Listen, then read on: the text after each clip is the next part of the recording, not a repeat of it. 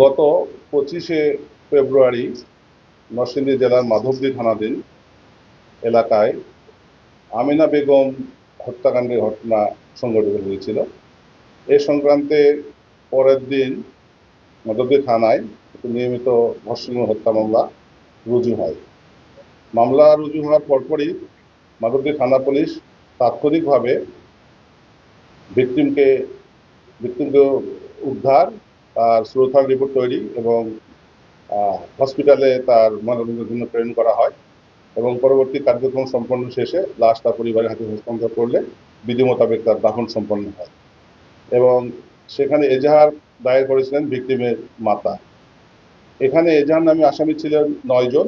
তার মধ্যে আপনারা জানেন যে আমরা তাৎক্ষণিকভাবে 8 জনকে 24 ঘন্টার মধ্যে গ্রেপ্তার করতে সক্ষম হয়েছিলাম, প্রধান আসামি সহ। পরবর্তীতে আমরা এই 8 জন আসামিকে বিজ্ঞ আদালতে রিমান্ড শুনানির জন্য প্রেরণ করলে বিজ্ঞ আদালত তাদের প্রত্যেককে 8 দিনের রিমান্ড মঞ্জুর করেন। তারই ধারাবাহিকতায় আমরা 4 জনকে থানা হেফাজতে নিয়ে এসে ব্যাপক জিজ্ঞাসাবাদ করি, তথ্য প্রযুক্তির সহায়তা নেই এবং আমাদের গোয়েন্দা তথ্যের ভিত্তিতে আমরা বিভিন্ন তথ্যপাত্র পেতে থাকি। এরই ধারাবাহিকতায় গতকাল 6 মার্চ আমরা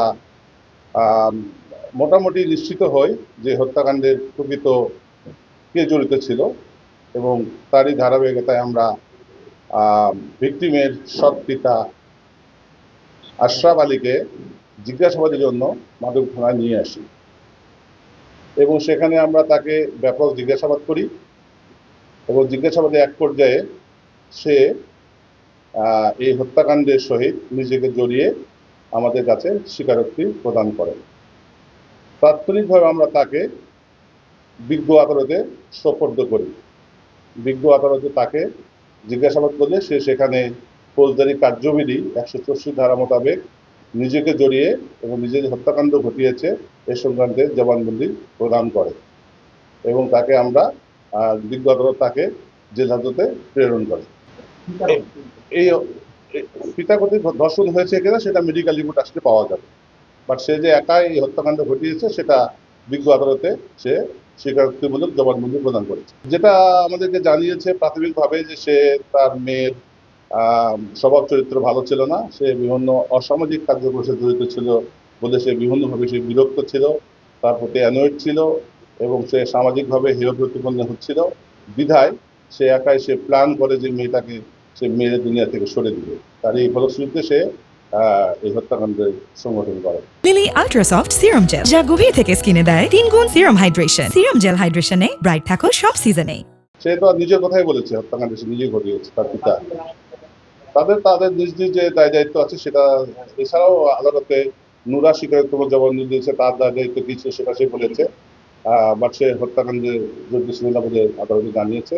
এবং হজরত আলী নামে আরেকজন আসামি আছে, সে যে গত 10ই ফেব্রুয়ারি যে ধর্ষণ ঘটেছিল সেখানে হজরত আলী সহ বাকি আরও 3 জন, মোট 4 জন সে ধর্ষণ ঘটনায় জড়িত ছিল বলে হজরত আলী বিজ্ঞ আদালতে জবানবন্দি প্রদান করেছে। আসামিদের রিমান্ডে প্রাপ্ত আসামিদেরকে ব্যাপক জিজ্ঞাসাবাদ সহ আমাদের তথ্য প্রযুক্তির সহায়তা সহ আমরা সন্দিগ্ধ আসামি তার পিতাকে থানায় জিজ্ঞাসাবাদ করলে সে ঘটনা বিস্তারিত বর্ণনা করে। সে বলেছে যে তার মেয়ে সামাজিকভাবে অসামাজিক কাজে লিপ্ত ছিল, এ কারণে এলাকার লোকজন সহ তাকে ভৎসনা করত প্রায় এবং তাকে এলাকা ছেড়ে যাওয়ার জন্য এলাকাবাসী বলেছিল যে তোমার মেয়ে এলাকার অসামাজিক কার্যক্রমে লিপ্ত আছে। তখন সে সিদ্ধান্ত নেয় যে এই মেয়ের জন্য আমার মান সম্মান নষ্ট হচ্ছে, তাকে দুনিয়া থেকে সরে দিতে পারলে তারা বেঁচে যাবে। এবং তারই ধারাবাহিকতায় তারা 25 তারিখে রাত 8:30টার দিকে মেয়েকে নিয়ে জনৈক সুমনের বাসায় দিয়ে আসার জন্য রওনা করে এবং বাসা থেকে রওনা হওয়ার 10-15 মিনিট পরে একটা সরিষা খেতে সে যাচ্ছিল। যাওয়ার পথে মেয়েটার সামনে ছিল এবং এই আশরাফ তার পিছনে ছিল। থাকা অবস্থায় সে ওড়না দিয়ে মেয়েকে পিছন থেকে ফাঁস দিয়ে মেরে ফেলে এবং মৃত্যু নিশ্চিত হওয়ার পরে তার সে ওড়নার একটি অংশ দিয়ে তার হাত পিছনে বেঁধে সে চলে আসে। এসে তার পরিবারকে জানায় যে এই ধরনের ঘটনা সে নুরা এবং অন্যান্যরা তার মেয়েকে অপহরণ করে নিয়ে গিয়েছে। এইভাবে তার হত্যাকাণ্ডের সমাধান হয়েছিল।